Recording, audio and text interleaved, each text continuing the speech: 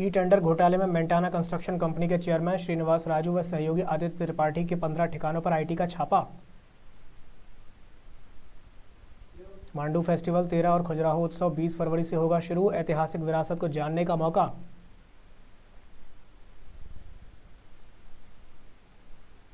पश्चिम बंगाल दौरे से लौटे गृह मंत्री डॉक्टर नरोत्तम मिश्रा का बड़ा बयान। बंगाल में परिवर्तन की बयार चल रही है।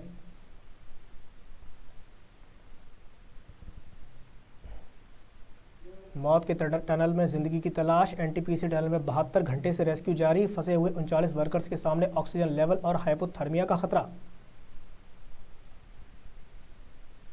ग्वालियर व्यापार मेला पहली बार 2 महीने तक चलेगा मेला। 15 फरवरी से 15 अप्रैल तक की घोषणा।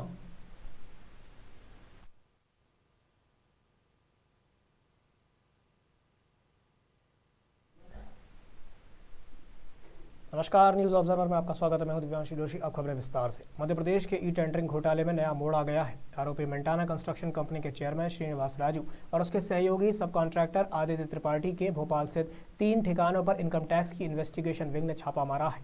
अफसरों की टीम हैदराबाद से भोपाल पहुंची थी। भोपाल के अलावा हैदराबाद के 12 ठिकानों पर भी छापेमारी की गई है। कार्रवाई के बाद से हड़कंप मच गया है। आईटी को करोड़ों रुपए के टैक्स चोरी के दस्तावेज मिले हैं।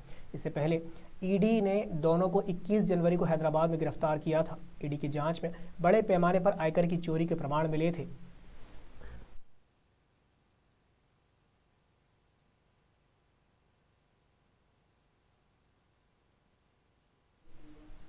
ऐतिहासिक विरासतों को समेटे हुए शहर मांडू में 13 से 14 फरवरी को मांडू फेस्टिवल और विश्व प्रसिद्ध पर्यटन स्थल खजुराहो में 20 से 26 फरवरी तक खजुराहो नृत्य समारोह 2021 का आयोजन मध्य प्रदेश शासन और एमपी टूरिज्म बोर्ड द्वारा किया जाएगा।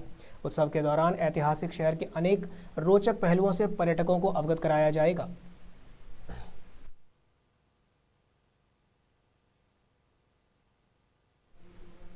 पश्चिम बंगाल के दौरे से लौटे गृह मंत्री डॉक्टर नरोत्तम मिश्रा ने कहा कि बंगाल में परिवर्तन की बयार चल रही है। जैसे जैसे चुनाव आएगा ये बयार आंधी में तब्दील हो जाएगी और मतदान के वक्त तूफान होगा और मतगणना के वक्त सुनामी आएगी। बंगाल में परिवर्तन की बयार चल रही है। जैसे जैसे चुनाव आएगा ये बयार आंधी में तब्दील हो जाएगी और मतदान के वक्त तूफान होगा और मतगणना के वक्त सुनामी। मैंने कमोबेश ऐसे ही यूपी के बारे में बोला था, तब जैसे आज आप मुस्कुराए हो तब भी आप मुस्कुराए थे। परिणाम आने पर सिर्फ मैं मुस्कुराया था। इस वर्ष ग्वालियर व्यापार मेला पहली बार 2 महीने तक चलेगा। ग्वालियर आए एमएसएमई मंत्री ओम प्रकाश सकलेचा ने माधवराव सिंधिया ग्वालियर व्यापार मेला प्राधिकरण बोर्ड की 42वीं बैठक में 15 फरवरी से 15 अप्रैल तक मेला लगाने की अधिकृत घोषणा की। मेले में सांस्कृतिक कार्यक्रम, दंगल आदि पहले की तरह होंगे। इनमें कोविड गाइडलाइंस का पालन सुनिश्चित किया जाएगा। मंत्री सकलेचा ने कहा कि मेला की तैयारियों के लिए समय कम है, लेकिन सभी लोग इसमें जुट जाएं और 15 फरवरी तक जितनी भी दुकानें हैं तैयार हो सकती हैं, उनके साथ मेला शुरू करें। जिन व्यापारियों को पहले से दुकानें आवंटित हैं वे अपने स्टॉल तैयार करें। नए दुकानदारों को दुकान आवंटन 3 दिन बाद शुरू किया जाएगा।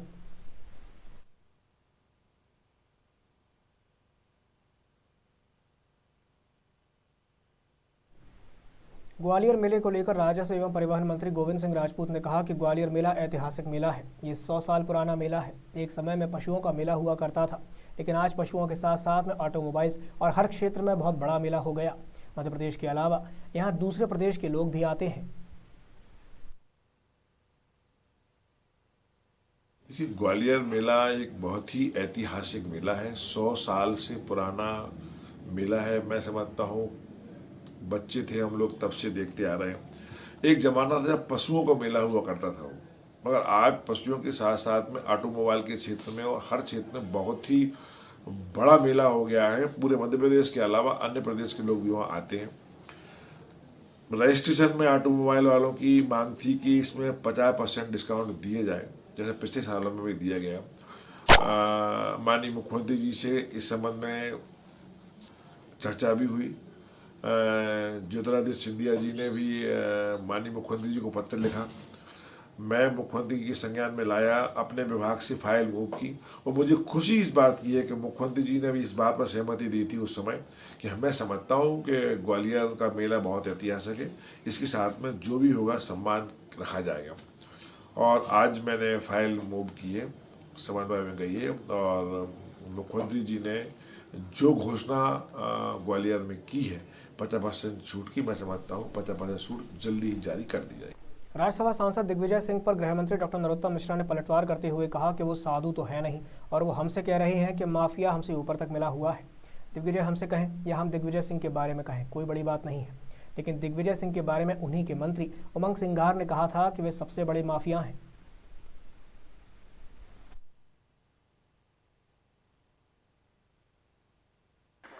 साधु चोर लंपट और ज्ञानी, अपनी सीगत सबकी जानी। अब वो साधु तो है नहीं और वो हमसे कह रहे हैं कि माफिया हमारे ऊपर तक मिला है। दिग्विजय सिंह हमसे कहे या हम दिग्विजय सिंह जी के बारे में कहें, कोई बड़ी बात नहीं, लेकिन दिग्विजय सिंह जी के बारे में उन्हीं का मंत्री उमंग सिंघार वन मंत्री ने कहा कि सबसे बड़े माफिया वो हैं, शराब माफिया, भू माफिया, बालू माफिया। उसका उन्होंने खंडन क्यों नहीं किया आज तक? मेरी जिज्ञासा है, इसको शांत करें। अगर वो नहीं कर सकती है उम्र के कारण से, तो उमंग जी से ही करा दे, अच्छा लगेगा मन को। मुर्शिदाबाद रैली में ममता बनर्जी के बयान पर गृह मंत्री डॉक्टर नरोत्तम मिश्रा ने कहा कि जिस मां दुर्गा की सवारी टाइगर को शोषित, पीड़ित, दुखित बांधवों की रक्षा करनी थी, वो टाइगर अब आदमखोर हो गया है। 134 भाजपा के कार्यकर्ताओं की निर्मम हत्या हो गई, लोगों की हत्याएं हो रही हैं, लूट बलात्कार हो रहे हैं, माफिया चारों ओर भ्रष्टाचार का राज है। ये कैसा टाइगर है, समझ में नहीं आया। जिस माँ दुर्गा की सवारी टाइगर को शोषित, पीड़ित, दुखित बांधवों की रक्षा करनी थी, वो टाइगर आदमखोर हो गया। 134 भाजपा कार्यकर्ताओं की निर्मम हत्या हो गई, लोगों की हत्याएं हो रही हैं, लूट हो रहे हैं, बलात्कार हो रहे हैं, माफिया का राज है, व्यभिचार है, भ्रष्टाचार है, अनाचार है। ये कैसा टाइगर है रॉयल? वो मुख्यमंत्री शिवराज सिंह चौहान से भारतीय स्टेट बैंक के मुख्य महाप्रबंधक उमेश पांडे ने भेंट की। मुख्यमंत्री चौहान ने स्ट्रीट वेंडर्स के लिए लागू ऋण योजनाओं की तत्परता से मंजूरी का आग्रह किया। विशेष रूप से स्वनिधि योजना, जिसे प्रधानमंत्री स्ट्रीट वेंडर्स आत्मनिर्भर निधि भी कहा जाता है, पर विस्तार से चर्चा हुई। साथ ही मुख्यमंत्री ग्रामीण पथ विक्रेता योजना के प्रकरणों की स्वीकृति और योजना के क्रियान्वयन के बारे में भी बातचीत हुई।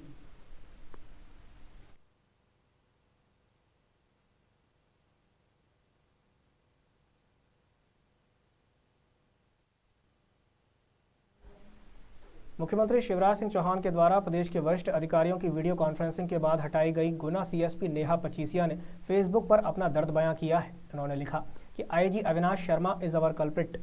नेहा ने टीआई पर भी कई गंभीर आरोप लगाते हुए कहा कि टीआई ने तो मुझे चैलेंज दिया था कि मैं आपको 3 महीने में हटवा दूंगा। हालांकि नेहा ने इस फेसबुक पोस्ट को कुछ ही मिनटों के बाद हटा दिया।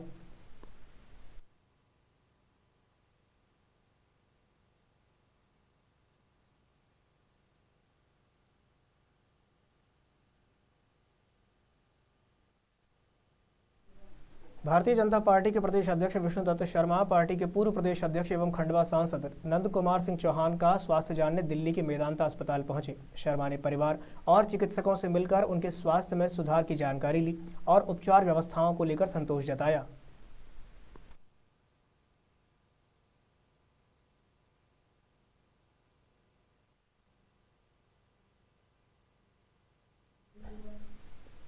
कृषि मंत्री कमल पटेल सपरिवार नर्मदा की परिक्रमा पर निकले हैं, जिसके चलते वे रेहटी के समीप ग्राम इटावा पहुंचे, जहां पूर्व मंडी अध्यक्ष हरीश सिंह पटेल एवं नगर रेहटी में जनता युवा मोर्चा के अध्यक्ष राजेश राजपूत के निवास पर उनका स्वागत किया गया।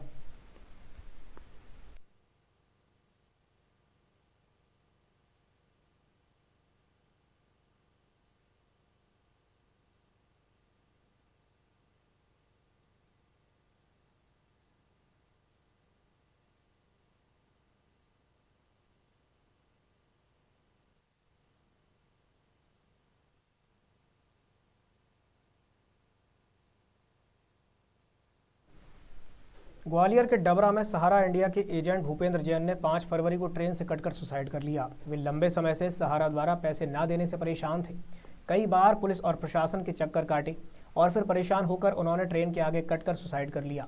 एक तरफ मुख्यमंत्री शिवराज सिंह चौहान लगातार चिटफंड माफिया पर कार्रवाई की बात कर रहे हैं, साथ ही सहारा इंडिया कंपनी और इसके जैसी दर्जनों कंपनियों पर एफआईआर भी दर्ज हुई हैं, लेकिन अब तक कोई बड़ी कार्रवाई देखने को नहीं मिली है। यही कारण है कि एजेंटों को सुसाइड करने का रास्ता चुनना पड़ रहा है। इस बात का जिम्मेदार कौन है, इसका जवाब देने को कोई तैयार नहीं है। उनके परिजनों द्वारा एक सुसाइड नोट काफ़ी विस्तृत उसकी छाया प्रति प्रस्तुत की गई है। इसमें लिखा है सहारा इंडिया में कार्यरत थे। सहारा इंडिया कई निवेशकों का पैसा था, तो निवेशक उनको परेशान करते थे, क्योंकि उनका कहना सहारा इंडिया भुगतान नहीं कर रही है। उनके निवेशकों द्वारा उन्हें परेशान किया जा रहा है। इस प्रताड़ना से तंग आकर उन्हें आत्महत्या कर ली है और सहारा इंडिया परिवार के अधिकारियों को उस पर बोला गया कि या उसको पैसा दें या नहीं, के प्रकार मैं आत्महत्या कर रहा हूँ। तो इसकी जांच की जाएगी और अगर कोई दोषी पाएगा उसके खिलाफ कार्रवाई की जाएगी। तो ऐसा कितना उपभोक्ताओं का पैसा था जिस कारण उन्होंने आत्महत्या की है? अब ये तो पता नहीं है, जब उनकी डायरी मिलेगी तो पता चलेगा। काफ़ी उपभोक्ताओं का है। अभी तक जो सारा जो इंडिया चला रहे थे उनके अभी तक क्या कार्रवाई हुई है? नहीं, सहारा इंडिया जो प्रमोटर थे उनके खिलाफ पहले से प्रकरण पंजीबद्ध हैं, जिसकी जांच कई प्रकरणों क्राइम ब्रांच के द्वारा की जा रही है। एक प्रकरण अभी हाल में 3-4 दिन पहले थाने में पंजीबद्ध हुआ है। देवास में आयुष विभाग से जुड़े होम्योपैथिक चिकित्सकों ने मुख्यमंत्री के नाम एडीएम को ज्ञापन सौंपा। आयुष विंग जिला देवास के सदस्य डॉक्टर शाहरुख शेख ने बताया कि पूरे कोरोना काल में आयुष से जुड़े विभिन्न विधियों के चिकित्सकों के साथ होम्योपैथिक चिकित्सकों ने भी शासकीय अशासकीय डिस्पेंसरी पर सतत सेवाएं दी। वर्तमान में आयुष विभाग की सीएचओ की पद नियुक्ति, वेलनेस सेंटर या एनएचआरएम की भर्ती से सभी जगह पर होम्योपैथिक चिकित्सकों को पृथक किया गया है। मुख्यमंत्री की घोषणा अनुसार जन संवर्धन बोर्ड की तत्काल प्रभाव से अमल में लाया जाए। इस मौके पर उपाध्यक्ष doctor Vinay Singh Tomar, Naeem Sheikh, doctor Iqbal, LS Chavda, कामिल खान, डॉक्टर करुणा पांडे और डॉक्टर रईस कुरैशी सहित बड़ी संख्या में अन्य चिकित्सक उपस्थित रहे।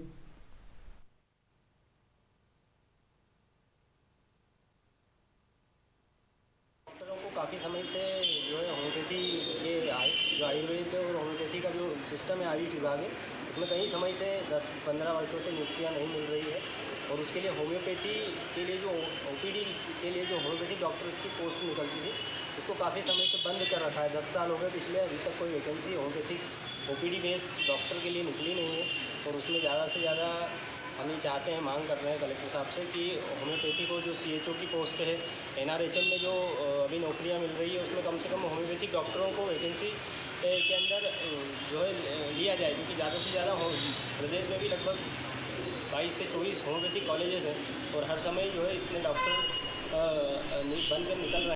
इंदौर में बदमाशों के हौसले लगातार बुलंद होते जा रहे हैं। एक ताज़ा मामला सामने आया है जहां एक व्यापारी की आंखों में मिर्ची डालकर लूटपाट की कोशिश की गई है। घटना के आरोपी सीसीटीवी कैमरे में कैद हो गए हैं, जिनकी तलाश जारी है। घटना तिलक नगर थाना क्षेत्र के गीता नगर की है। यहाँ बीजेपी ऑफिस के नीचे पान की दुकान चलाने वाले बालकृष्ण शर्मा रात 1 बजे दुकान से अपनी एक्टिवा गाड़ी से घर जा रहे थे। तभी बाइक सवार 2 बदमाशों ने पहले तो बालकृष्ण का पीछा किया और उनकी आंखों में मिर्ची डालकर लूटपाट की कोशिश की, लेकिन वो सफल नहीं हो सके और भाग निकले। घटना मौके पर सीसीटीवी कैमरे में कैद हो गई। मामले में तिलक नगर पुलिस ने शिकायत के बाद अज्ञात बदमाशों की तलाश शुरू कर दी है, लेकिन लगातार सामने आ रही घटनाओं के बाद पुलिस की कार्यप्रणाली सवालों के घेरे में है।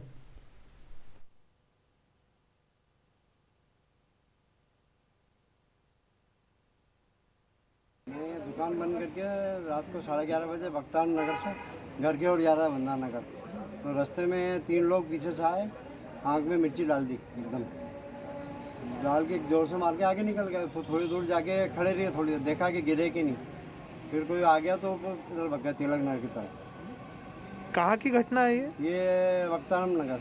कहाँ से कहाँ जा रहे थे आप? मैं अपने बीजेपी कार्यालय पान दुकान है मेरी पान की, यहाँ से मैं जा रहा था अवंदा नगर मेन में। नाम क्या है आपका? इंदौर के महू के किशनगंज थाना क्षेत्र के करौदिया चौपाटी के पास क्रैप गोदाम में भीषण आग लग गई। देखते ही देखते आग ने विकराल रूप ले लिया। आग को काबू करने के लिए करीब 15 दमकल की गाड़ियों को मौके पर पहुंचना पड़ा। यहाँ काफी मशक्कत के बाद आग पर काबू पाया गया। हालांकि गनीमत ये रही कि आग के कारण कोई जनहानि नहीं हुई।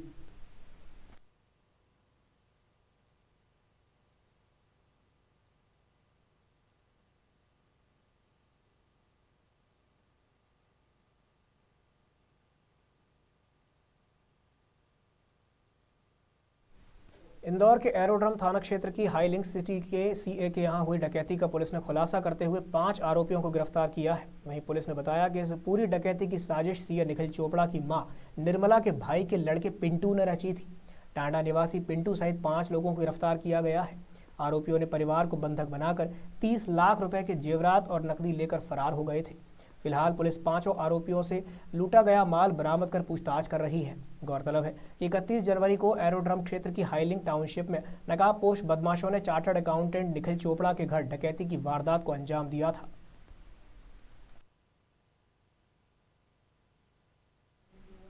नरसिंहपुर की महाकौशल शुगर मिल पर जिला परिवहन अधिकारी के निर्देशन में पुलिस और यातायात विभाग ने बड़ी कार्रवाई की। इस संयुक्त कार्रवाई में 4 ट्रॉला, 3 ट्रैक्टर और 2 ट्रक जब्त किए गए। ये कार्रवाई लाखों रुपए के परिवहन टैक्स की चोरी के मामले में की गई है। बिना पंजीयन और अनुमति के धड़ल्ले से महाकौशल के वाहन दौड़ रहे हैं, जिस पर जिला प्रशासन ने कार्रवाई की।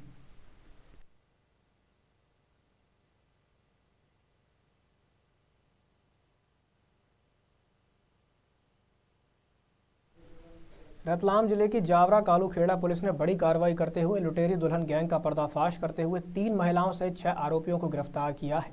जावरा एसडीओपी रविंद्र बिलवाल ने बताया कि फरियादी मोहनलाल टांक ने 4 फरवरी को कालूखेड़ा थाने पर लिखित शिकायत दर्ज कराई थी कि 4 महीने पहले उसको शादी का झांसा देकर आरोपियों ने उससे 1,46,000 रुपए ले लिए थे। मोहनलाल की शिकायत पर कालूखेड़ा पुलिस ने कार्रवाई करते हुए कुल 7 आरोपियों पर मामला दर्ज किया, जिसमें 4 महिलाएं और 3 पुरुष शामिल थे। फिलहाल पुलिस ने 3 महिलाओं सहित 6 आरोपियों को गिरफ्तार कर जावरा कोर्ट में पेश किया है, जबकि एक महिला आरोपी अभी भी फरार है, जिसकी तलाश की जा रही है।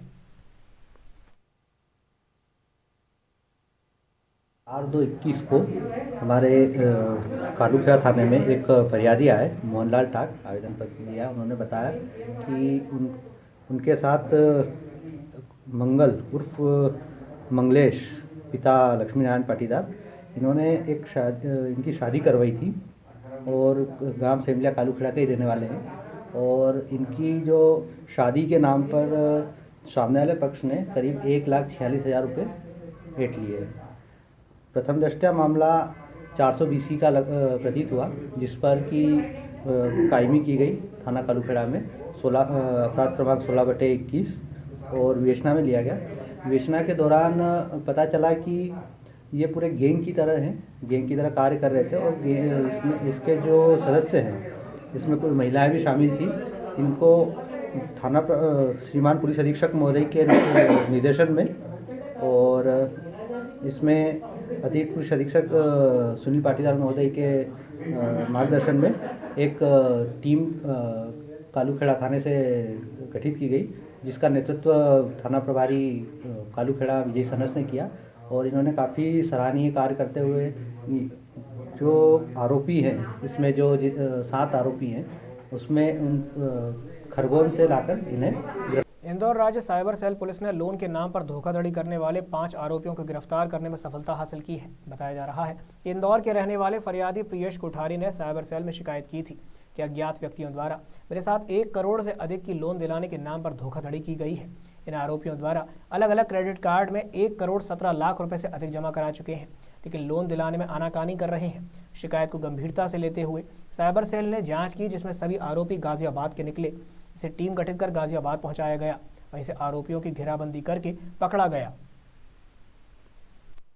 एक फरियादी थे प्रियेश कोठारी, उनके द्वारा साइबर सेल में उपस्थित होकर एक आवेदन दिया गया था कि उनको फ़ोन के माध्यम से किसी व्यक्ति, मनीष गुप्ता नाम के व्यक्ति ने संपर्क किया था।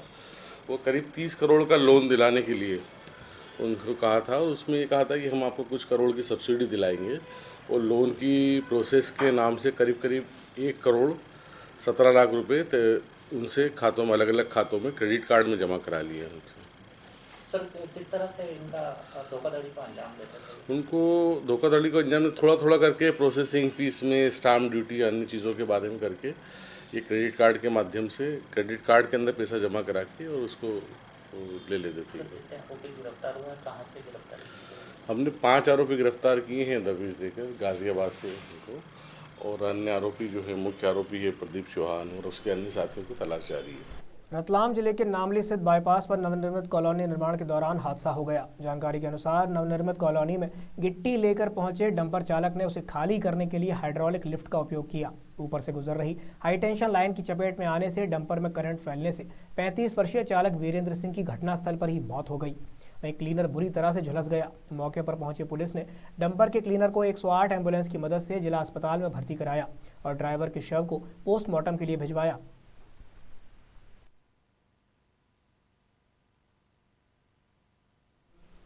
विदिशा कोतवाली पुलिस ने मुखबिर की सूचना पर रंगाई स्थित पीलिया नाले के पास 5 अंतर्राज्यीय गांजा तस्करों को गिरफ्तार किया है। आरोपियों ने कंटेनर के अंदर बोरियों में गांजा छिपा रखा था।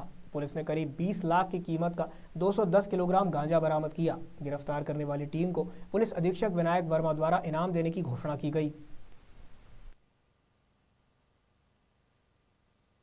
लेट नाइट कल रात्रि में सूचना मिली कि एक कंटेनर जो कि दिल्ली की तरफ जाना था जिसको, और ये अपने यहाँ बड़ी मात्रा में अवैध मादक पदार्थ गांजा लेकर आ रहा है, जिसकी सूचना अपने को मिली और अपन ने पीलिया नाले के पास में जानकारी मिलने पर उस पर रेड किया गया। तो 5 लोगों से 2 क्विंटल 10 किलो गांजा जब्त किया गया।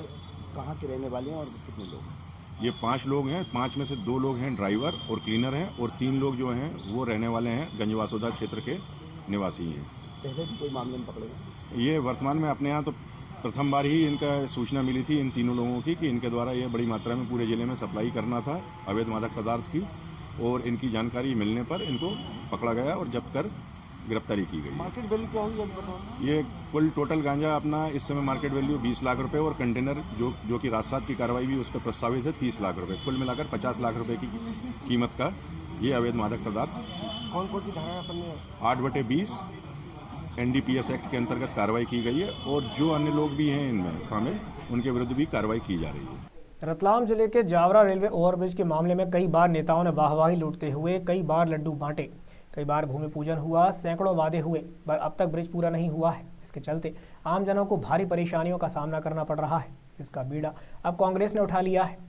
बहरहाल कांग्रेस सरकार तो रही नहीं, तो अब कांग्रेस कार्यकर्ताओं सहित नेताओं ने हाथों में तख्तियां लेकर अधूरे ब्रिज निर्माण से नाराज होकर विरोध रैली निकाली।